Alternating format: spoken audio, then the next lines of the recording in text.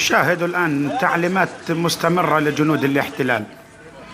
ها هم يتقدمون لاقتحام المدن الفلسطينية في الليل، وهذه صورة من طائرات الاستطلاع التي ترافقهم.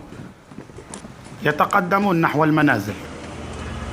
ها هم شاهدوا يدخلون المنزل، يرعبون الأطفال والشيوخ، يعتقلون الشباب والرجال.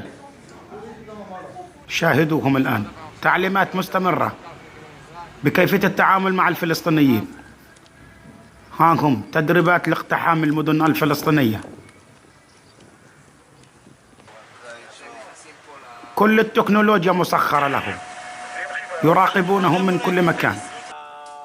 وعودة للتعليمات: تعاملوا معهم، اقتلوهم.